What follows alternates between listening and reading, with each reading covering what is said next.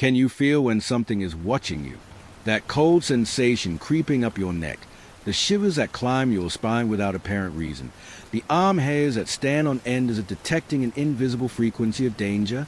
Tonight, 3 people will tell you why you should trust that primitive instinct, why you should run when every fiber of your being screams that something is terribly wrong, even when your eyes see nothing but ordinary shadows in this haunted village story. What would you do if you discovered your own sister isn't who you think she is? If she stood in front of you while you simultaneously see her on the other side of the house? If her smile stretched beyond humanly possible, revealing teeth that should never exist in that familiar mouth? If every person you love could be replaced by something that studies their mannerisms, voice, most intimate gestures, waiting for the perfect moment to take their place in this creepy forest tale of supernatural danger? What if special forces soldiers, men trained to face humanity's worst nightmares, ran screaming through Mexican mountains in panic? If impossibly beautiful women transformed into creatures performing blood rituals under moonlight, hunting military personnel like helpless prey? If an experienced corporal simply vanished, leaving only screams echoing through valleys and equipment shredded by claws that exist in no zoology manual? This Mexican horror legend will redefine what you think you know about paranormal introduction. Or imagine discovering that death is just the beginning of something far worse.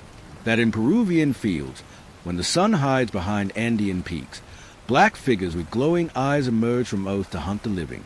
That your grandfather can return from the dead through ancestral rituals, but the price of resurrection is discovering things lurking in darkness that want to take him back.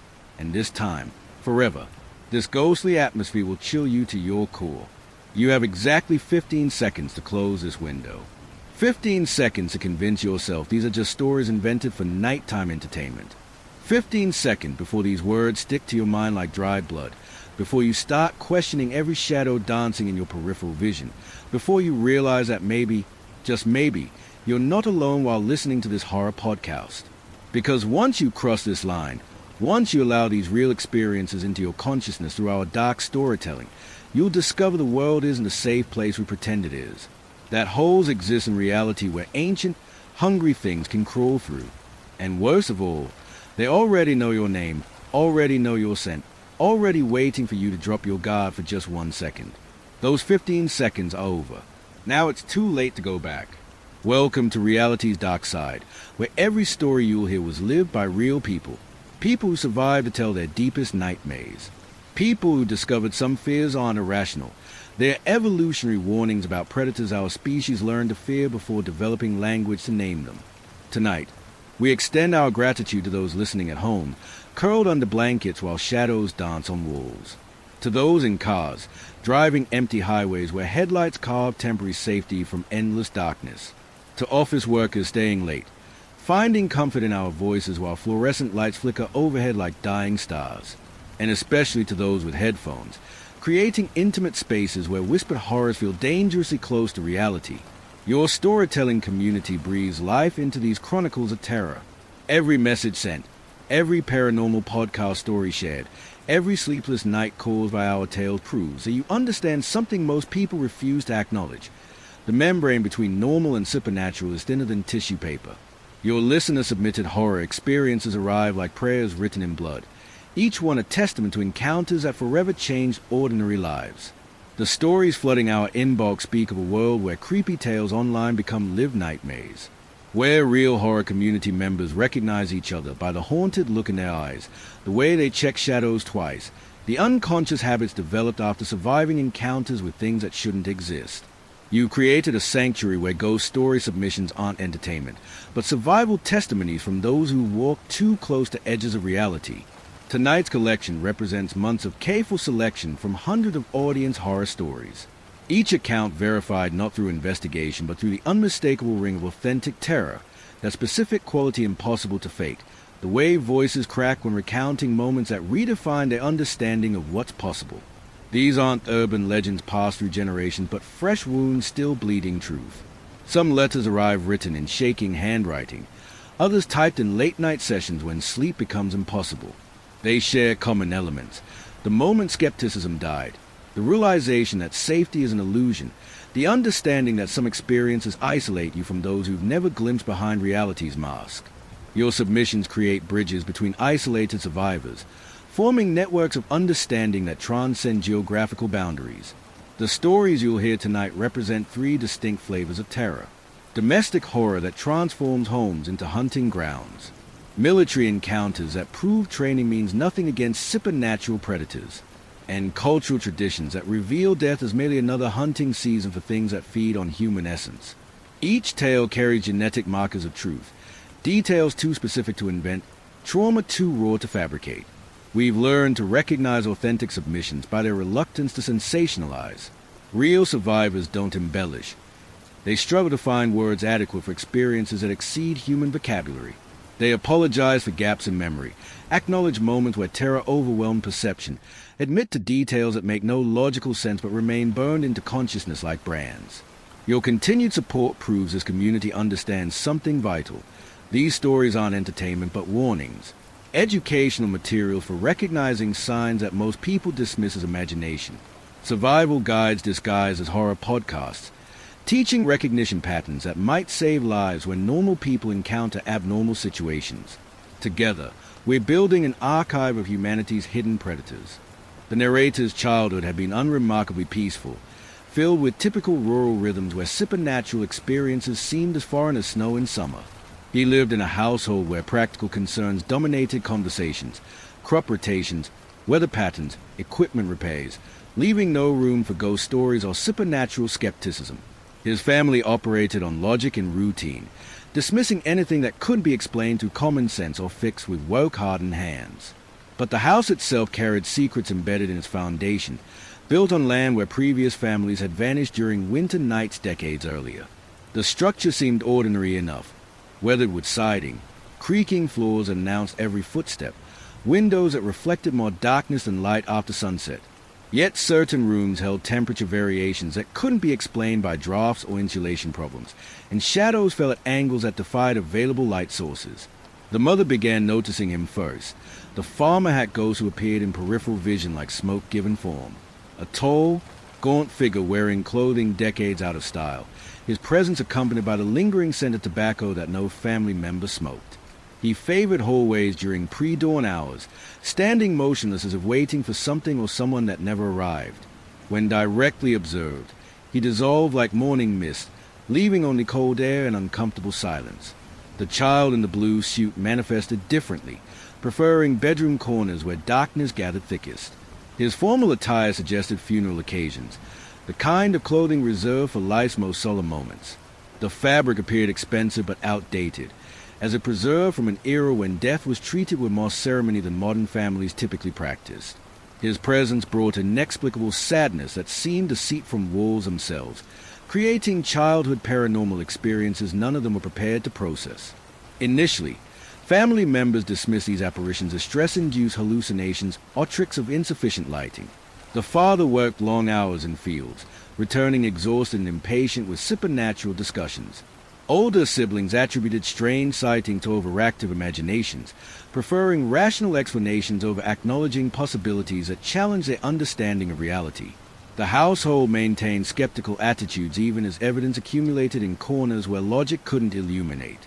The narrator, being youngest, possessed natural openness to experiences that adults had trained themselves to ignore. He noticed temperature drops that preceded apparitions, recognized patterns in how shadows moved independently of light sources, developed instinctive recognition of when something watched from empty doorways. His young mind cataloged details that older family members unconsciously filtered out, building comprehensive awareness of supernatural household occupants. The farmhouse's history remained largely unspoken, but local elderly residents occasionally dropped hints about previous occupants who had disappeared during harsh winters. They mentioned finding empty houses with meals still warm on tables, personal belongings undisturbed, and no signs of struggle or departure. These families simply vanished, leaving behind structures that seemed to retain impressions of whatever had claimed them. As months passed, the supernatural encounters escalated from passive observations to active interactions, transforming the family's skeptical attitudes into growing unease about their unseen household companions. The afternoon had been perfectly ordinary until the sister's voice echoed from the darkened bedroom upstairs, calling his name with familiar inflection. Nothing in her tone suggested distress or urgency, just a casual summons typical of sibling interactions. Yet something primitive in his mind recoiled from that voice, triggering inexplicable distrust of his own sister despite years of normal relationships. The sound carried undertones that human vocal cords shouldn't produce, harmonics that made his teeth ache. Climbing the stairs felt like moving through increasingly thick air, each step requiring more effort than the last. The hallway stretched longer than memory suggested, shadows pooling in corners where afternoon sunlight should have reached. His sister's voice continued calling from behind the closed bedroom door, but the cadence had subtly shifted, becoming too rhythmic, too perfectly modulated, like a recording played at slightly wrong speed. The bedroom door stood slightly ajar, revealing darkness that seemed denser than mere absence of light. Through the gap, he glimpsed a familiar silhouette, his sister's unmistakable profile, hair falling in recognizable patterns, posture matching countless previous observations. But something fundamental felt wrong about the scene, like viewing a photograph that had been skillfully altered in ways too subtle to identify but impossible to ignore. The figure remained motionless despite continuing to call his name. Downstairs, real life continued with normal sounds, kitchen activities, conversation fragments, the comfortable audio landscape of family routines. Following instinct he couldn't explain, the narrator descended to investigate, finding his actual sister busy preparing dinner, humming softly while chopping vegetables. Her presence radiated warmth and authenticity that made the upstairs encounter feel like fading nightmare, real flesh and blood dispelling whatever illusion had occupied the darkened bedroom. The confrontation began when his sister climbed those stairs to challenge whatever had dared impersonate her. Her footsteps thundered with righteous anger, each impact echoing through the house like gunshots. From the top landing, her voice rose in a mixture of prayers and profanity that would have scandalized church members but felt perfectly appropriate for the spiritual warfare erupting in their haunted sibling story. She demanded the entity reveal itself, alternating religious invocations with vulgarities that seemed to burn the air itself. The temperature dropped 20 degrees in seconds, creating visible breath clouds in the suddenly arctic hallway. Windows rattled in their frames despite windless conditions outside, and electrical fixtures dimmed as if something was draining power from household systems. The sister's voice never wavered, growing stronger as supernatural opposition increased, her faith becoming weaponized through sheer determination to protect her family from whatever demon in disguise had infiltrated their home. When the entity finally retreated, it left behind evidence of its presence, claw marks gouged into wooden door frames, wallpaper peeling as if burned by acid, and a lingering stench of sulfur mixed with decay. The sister emerged from the confrontation victorious but changed, carrying knowledge that some battles must be fought with spiritual protection rather than physical courage. Her prayers had created sacred space that demonic mimics couldn't violate, establishing boundaries that would protect the household from future supernatural deception. Years later, the narrator learned from experienced spiritual advisors that household demons often study families for months before attempting replacement strategies, learning speech patterns, mannerisms, and relationship dynamics with predatory patients. These entities feed on trust and intimacy, using familiar forms to bypass natural human defensive instincts until they completely integrated themselves into family structures, gradually consuming souls from within through perfect impersonation. Efren El Buitre had earned his nickname through 15 years of Mexican Army Special Forces operations, developing predatory instincts that kept him alive in situations where lesser soldiers became casualties or statistics. His service record included operations most civilians never hear about, missions in territory where Mexican horror legends bleed into operational reality.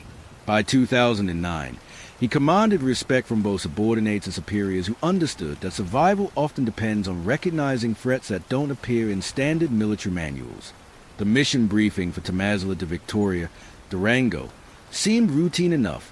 Investigate suspected criminal operations in Sierra Mountain territory where standard patrols have reported unusual activity. Intelligence suggested drug laboratory construction in remote areas, requiring special forces intervention to neutralize threats before civilian populations became endangered. The operation promised straightforward tactical challenges against well-understood human adversaries operating in familiar terrain that Mexican forces had controlled for decades. Approaching the village, the squad encountered locals whose warnings transcended typical civilian concerns about military operations. Elderly residents spoke in hushed tones about areas where even cartel members refused to venture after sunset, territories that ancient inhabitants had marked as forbidden long before Spanish conquest brought Christian terminology to indigenous fays. Their advice carried weight beyond superstition.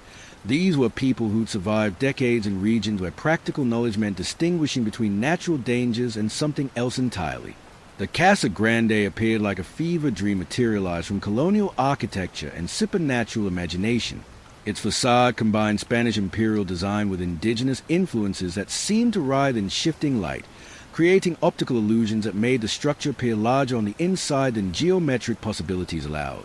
The building radiated invitation and menace simultaneously, like a predator's mouth disguised as shelter from mountain weather that could turn deadly without warning.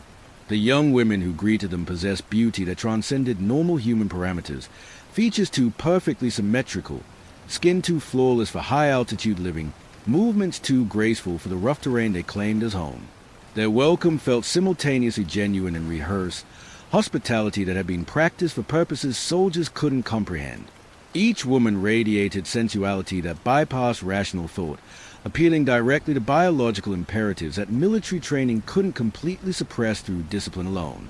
The commanding officer found himself drawn into conversations that felt more like seduction than casual interaction, his professional demeanor gradually dissolving under tension from women who seemed to understand masculine psychology better than trained interrogators. His responses became increasingly unprofessional as evening approached, tactical awareness compromised by hormonal responses to stimuli carefully calibrated to overwhelm military discipline through supernatural enhancement of natural feminine appeal.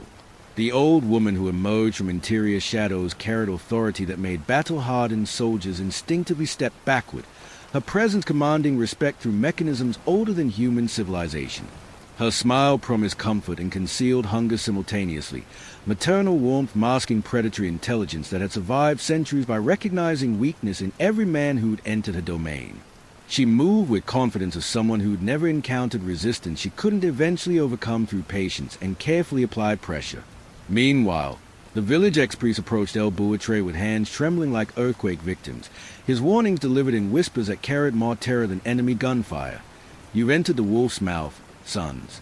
These mountains hold appetites that make human cruelty seem like children's games." His eyes held knowledge that had cost him faith in conventional religion, replacing biblical certainties with direct understanding of evil that required neither hell nor demons to explain its presence in specific geographical locations. The evening meal arrived presented like offerings to honored guests, elaborate courses that showcase culinary skills seemingly impossible to achieve in such remote mountain locations. The meat, tender and flavorful beyond normal standards, carried exotic seasonings that enhanced rather than masked its natural essence. Each bite delivered satisfaction that bordered on euphoric, creating contentment that suppressed natural military paranoia about accepting food from unknown sources in potentially hostile territory. Only later would the soldiers realize they couldn't identify the protein source despite their extensive field experience with local fauna.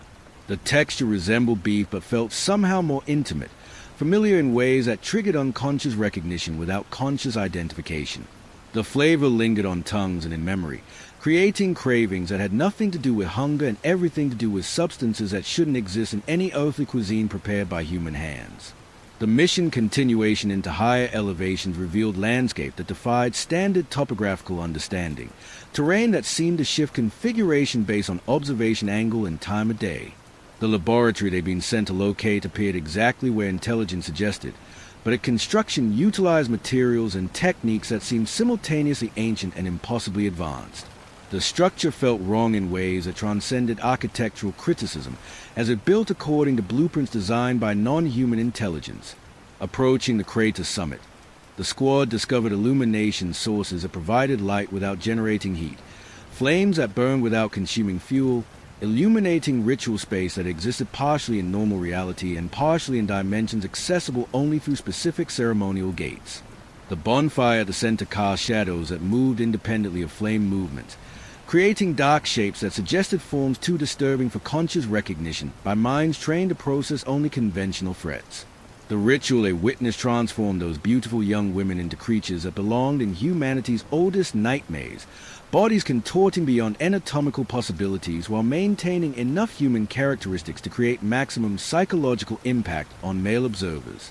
Their breasts, exposed in ceremonial nakedness, became focal points for attention that felt both sexual and terrifying, feminine sexuality weaponized through supernatural enhancement into predatory tool designed to paralyze masculine psychology through conflicting biological imperatives. Blood flowed in patterns that defied gravity, streaming upward from sacrificed victims towards star configurations that shouldn't have been visible through thick cloud cover obscuring night sky. The knives they wielded cut through more than flesh, creating wounds in reality itself that allowed passage entities that fed on pain, fear, and life essence. Their movements synchronized with rhythms older than human civilization, choreography passed down through bloodlines that had never fully abandoned pre-Columbian spiritual practices. The transformation accelerated as military observers realized these were the same women who provided hospitality hours earlier, their beautiful features becoming masks that peeled away to reveal predatory intelligence that had studied human behavior for centuries. Their laughter echoed through mountain valleys like breaking glass, joy that came from recognizing new prey trapped in territory where normal rules of engagement provided no tactical advantage against supernatural opposition. When the chase began, trained soldiers found themselves running in panic through terrain that shifted beneath their feet, pursued by creatures that moved through three-dimensional space with impossible speed and agility. Gunfire that should have stopped charging enemies passed through targets without creating wounds, bullets disappearing into forms that seemed partially corporeal and partially composed of concentrated malevolence. The hunt had begun, and human prey discovered that all their training meant nothing against predators that had been perfecting their techniques since before firearms existed.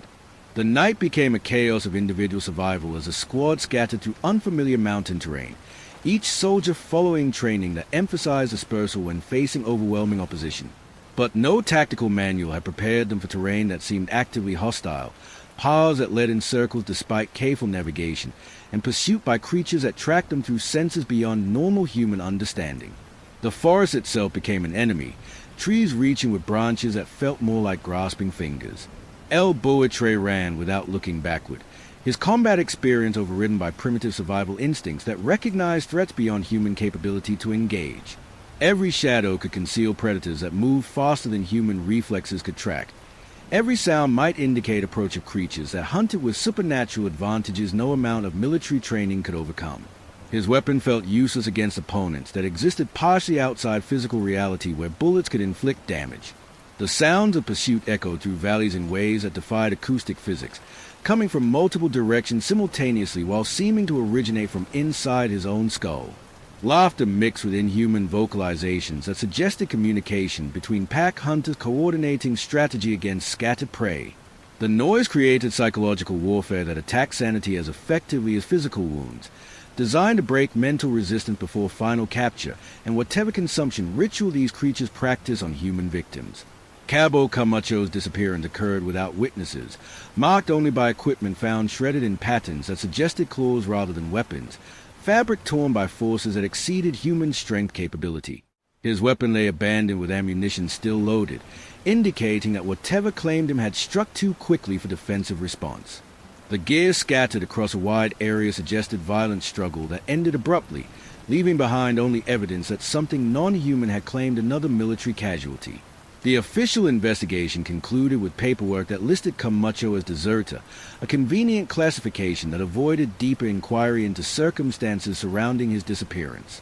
Military bureaucracy preferred explanations that didn't challenge operational assumptions about enemy capabilities or suggest that standard tactical training might prove inadequate against certain threats. Desert classifications protected institutional credibility by maintaining fiction that all opposition forces operate within understood parameters of conventional warfare. The trauma manifested differently in each surviving squad member, but all shared symptoms that suggested exposure to experiences beyond normal human psychological processing capability. Sleep disorders, hypervigilance in natural environments, recurring nightmares featuring feminine figures that transform into predatory creatures, and complete inability to discuss mission details with anyone lacking similar experiences. Their silence protected both official secrecy and personal sanity by avoiding attempts to verbalize events that exceeded available vocabulary. El Bitter's resignation papers, submitted exactly 1 year after the La Chacala mission, represented more than career change but fundamental recognition that some encounters permanently alter understanding of reality's structure. He'd entered those mountains a soldier confident in human dominance over natural world and emerged knowing that humans occupy middle position in predatory hierarchy that includes creatures older and more dangerous than conventional military wisdom acknowledges. The aftermath included persistent questions about missing soldier mystery that official channels refused to investigate, paranormal disappearance cases that might reveal patterns if examined collectively, and army deserter cover-up strategies designed to maintain public confidence in military capability against all possible threats. Some secrets remain classified not for national security, but to preserve institutional psychology that depends on maintaining illusions about human position in cosmic predatory order that includes more than earthly hunters. Jesus had grown up in Chacala, a community nestled in the Huancayo Valley where Andean traditions maintained stronger influence than Spanish colonial impositions or modern Peruvian government policies. His grandfather, Pacifico, embodied connection to land that sustained families through generations of political upheaval, economic instability, and social changes that swept through Peru like seasonal weather patterns. The farm represented stability in a world where consistency came from agricultural rhythms rather than human institutions. The family gathering of 2020 had been planned as a celebration of Pacifico's 70th birthday, relatives traveling from distant cities to honor patriarch whose wisdom bridged indigenous knowledge and practical survival skills necessary for mountain living.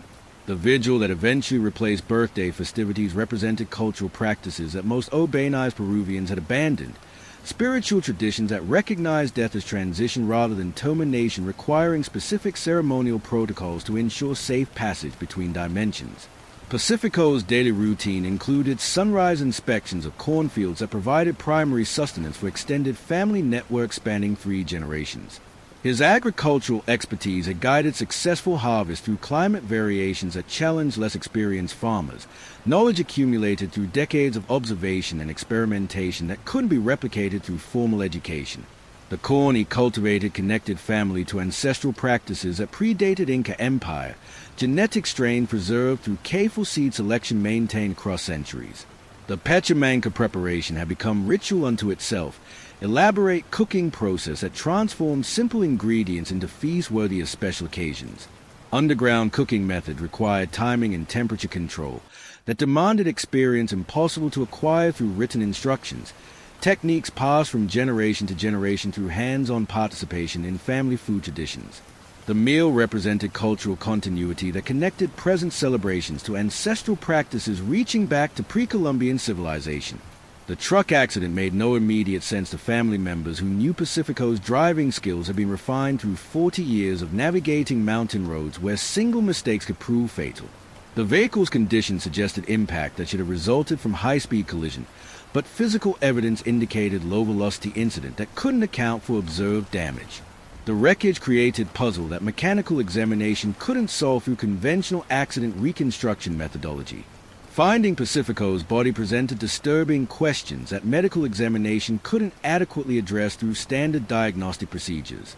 His physical condition suggested hypothermia despite warm weather conditions, internal temperature readings that indicated exposure to cold that couldn't be explained by environmental factors or medical conditions known to affect body heat regulation.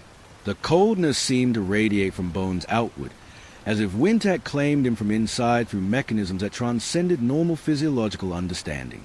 The absence of visible injuries complicated official determination of death cause, creating paperwork complications that rural Peruvian bureaucracy struggled to process through categories designed for conventional fatalities. His positioning in driver's seat suggested peaceful death rather than traumatic accident, but his expression indicated final moments filled with experiences that conventional medical examination couldn't reconstruct. The authorities eventually classified the death as accident, but family members recognized signs that suggested supernatural intervention. The decision to conduct traditional vigil reflected cultural understanding that certain deaths require spiritual protocols beyond conventional funeral practices, ceremonies designed to ensure proper transition between life and whatever follows.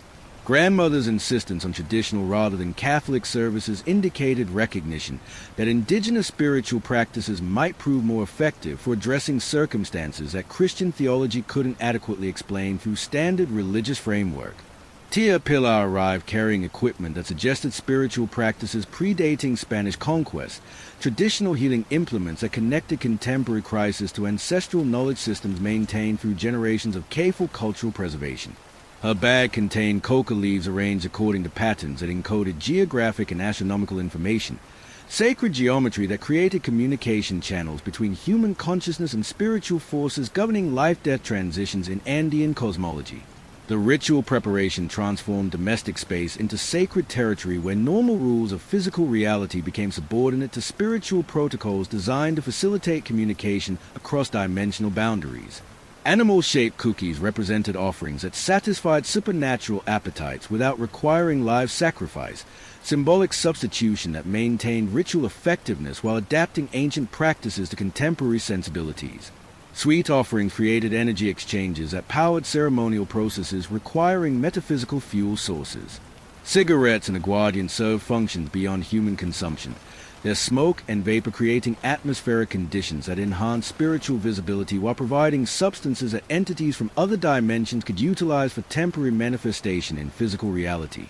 The alcohol particularly seemed to dissolve barriers between worlds, creating permeability that allowed bidirectional communication, but also increased vulnerability to spiritual predation by entities that fed on human life essence. Grandmother's voice calling Pacifico's name created audio bridge between dimensions, her love providing navigation signal that could guide lost soul back from whatever realm claimed him during accident.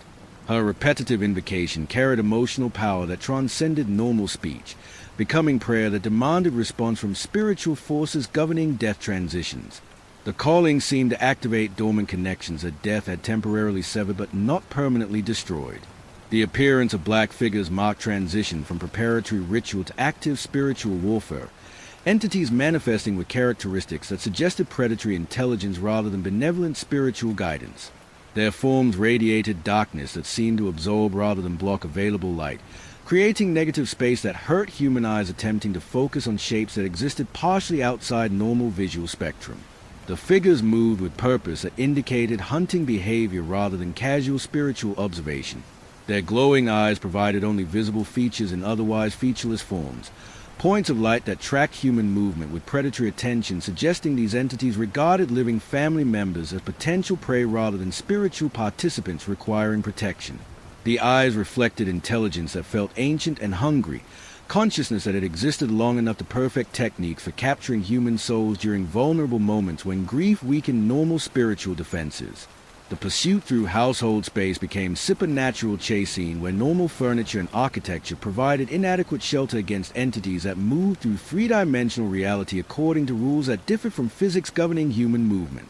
Grandmother clutched rosary beads while reciting prayers that seemed to create temporary barriers.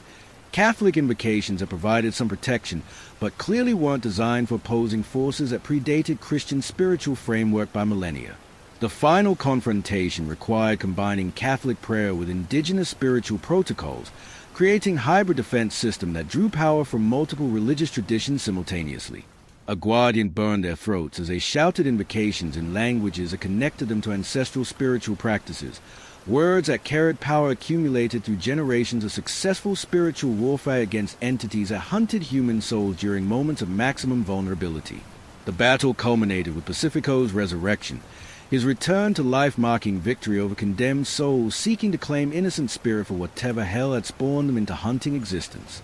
These stories emerge from shadows that dance at the edges of human understanding, experiences that exist in spaces where reality becomes fluid and certainty dissolves like sugar in rain. Our community has grown because people recognize truth when they encounter it, even when that truth challenges everything they previously believed about world structure and humanity's place within cosmic hierarchy that includes predators operating beyond normal perception. Tonight's tales represent just fragments of larger archive documenting encounters with supernatural forces. The household demon story teaches recognition of mimicry tactics used by entities that study human families before attempting replacement strategies, survival information disguised as entertainment for those wise enough to recognize educational value embedded within horror narratives. Learning to trust primitive instincts that evolution developed for recognizing threats that transcend normal predatory behavior could mean difference between survival and becoming prey for creatures that hunt through supernatural advantages. The Mexican military encounter demonstrates that training and equipment provide inadequate protection against opposition forces that operate according to rules different from conventional warfare. Supernatural predators that have refined hunting techniques across centuries of successful predation on human targets. Understanding that beauty can mask hunger older than civilization might prevent future casualties among those who encounter similar entities in remote territories where ancient powers maintain territorial control. The Peruvian resurrection account reveals spiritual practices that bridge life-death boundaries, traditional knowledge systems that recognize death as hunting season for entities seeking to claim souls during vulnerable transition periods. Learning to recognize signs of spiritual predation and appropriate countermeasures can protect families facing similar supernatural threats during moments when grief weakens normal defensive capabilities against paranormal attacks. Which story resonated most deeply with your own experiences or fears? Have you encountered similar phenomena that conventional explanations couldn't adequately address? Our community grows through shared recognition that these experiences occur more frequently than mainstream society acknowledges, creating networks of understanding between individuals who glimpse realities that exist beyond normal human perception.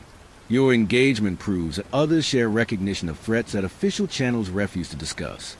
Share your thoughts in comments below, and subscribe for access to expanding archive of supernatural encounters that document humanity's ongoing contact with forces that operate beyond conventional understanding.